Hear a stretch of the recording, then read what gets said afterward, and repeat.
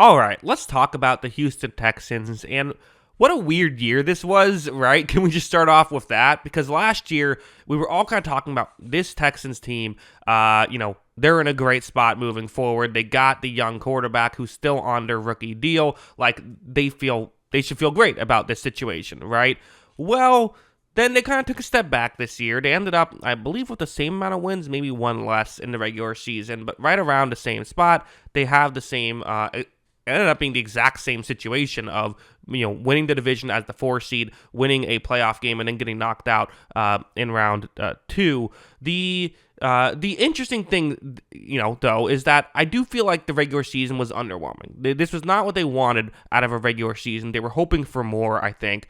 And in the postseason, they really showed, no, we are a team that at least can show up in the big moments. And that's a great step. At the end of the day, this was not the season you were hoping for going into it, but it is a great step to say that this is at least a team that isn't going to get rattled in the big moments, because that's, not every team can do that. And when you're trying to build a team, that's kind of the hardest thing to predict, is how you're going to do when things go wrong. It seems like they do pretty well. The issue is the question is going to be, how do they get better? Because I like CJ Stroud. Let's get into it. So first, let's look at where they were at last season. So, a lot of not bad numbers, but not a lot of great numbers. In fact, they were not top 10 in any category, according to PFF. Again, PFF might not be your cup of tea. I'm just using it as an example, right? A way we can get into this. I watched every Texans game this year. If there's something I disagree with, I'll let you know. But, passing being 13th, Stroud was definitely up and down this year. And even in the playoffs, I thought he really struggled in the first half of that Chargers game, really until the botched snap play that turned into a big completion. Then everything turned around, and he was really great from that point on, and I thought he was great against Kansas City. But still, I think you would like a little bit more consistency out of him. I think, and maybe the disappointment is he was so good as a rookie, you were hoping to see him continue to improve, and he kind of just stayed the same, which is not what you were really hoping for, I would say. Although, again, at least he'll show up in the big moments. And even taking some hits that he usually doesn't like to take in the playoffs, he's a gamer. There's no denying that. The receiving core was a bit of a disappointment, only being 12th best. You have Tank Dell, you have Nico Collins, they had Stephon Diggs. Diggs gets hurt, Dell gets hurt. That's a big part of it. Even Collins was hurt for a good chunk of the year. So that's why is, injury health. And I think the number one thing you have to do to get better is just hope the receivers stay healthy, because that's such a strength of this team on paper. Offensive line, not great either. 19th best pass blocking, 27th best run blocking. That's not going to get it done. Joe Mixon was a solid player for them. I would even say better than solid, actually. 12th best PFF total rushing. That's not just Mixon. That's everyone running the ball.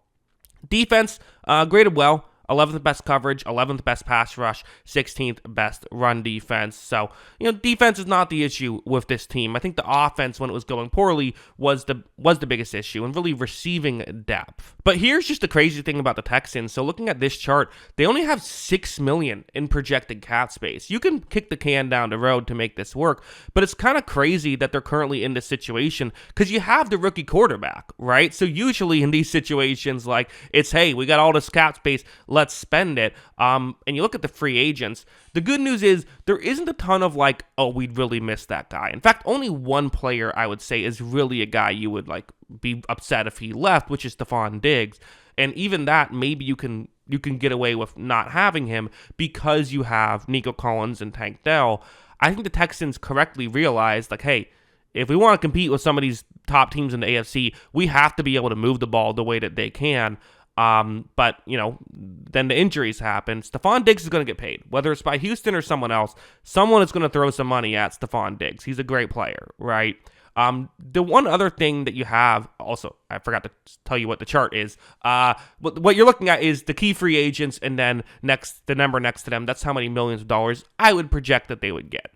You see that there's some depth players, and in fact, 25 total players for Houston are without a contract. So, if they're all getting $1 million a year, that's $25 million right there. You're going to want to pay them more than $1 million a year. So their cap situation is actually not very good. Part of it just comes down to when you draft so early in so many of these drafts, you end up paying some of these young players a decent amount of money. CJ Stroud's cap hit is still $10 million. Derek Stingley's is $11 million. That's a part of it. So that's factoring in. But it's also just the edge rushers and tackles here. I mean, you have Laramie Tunsil, who is has a $29 million cap hit for next year. Titus Howard, a $23 million cap hit for next year. That's a lot of money for an offensive line that, again, those guys are good, but did not perform overly well. You have Danielle Hunter, who's projected for $24 million next year. And then again, you have some quality contracts as well. But part of it too is they're going to pay Stephon Diggs $16 million for him to not play. In fact, they have a couple of these those kind of contracts, so that's not ideal either. Now, this is maybe something that Texans fans might not want to hear, but it might be something you have to look towards. Is you have $93 million in projected cap space for 2026, and then you have actually $264 million for the following year, because basically everyone's free agents at that point. I almost wonder if you kind of just say, you know what, let's not go all in this year. Let's maybe, I don't want to say do a full rebuild, still try to be competitive. You have a good quarterback, but let's maybe make smaller moves. Let's not put ourselves in a bad situation, and maybe let's try to be good 2 years from now when we have a better cap situation, which again, not going to be what Texans fans want to hear, but it might be the reality of where you're at right now. You get 4 years of good CJ Stroud contract, and then you're going to get, a 5-year deal, which is still better than the deal he'll get once he finally is able to get paid.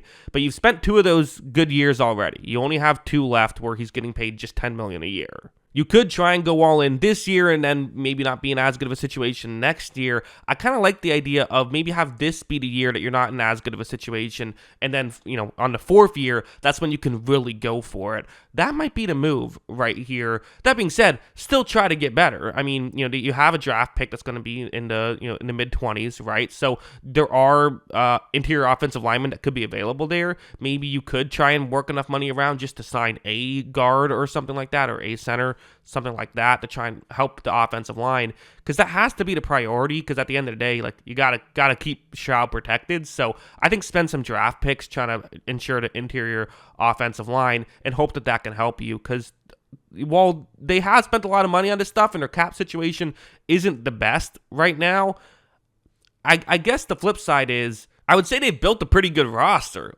Again, the offensive line and CJ Stroud needs to play more consistent, but if you can get that going, I don't know, they don't seem that far away, is I think the good news. But yeah, those are my thoughts with the Houston Texans and where do they go from here. What do you think? Let me know in the comments below. Always love hearing from y'all, and of course, as always, thanks for watching.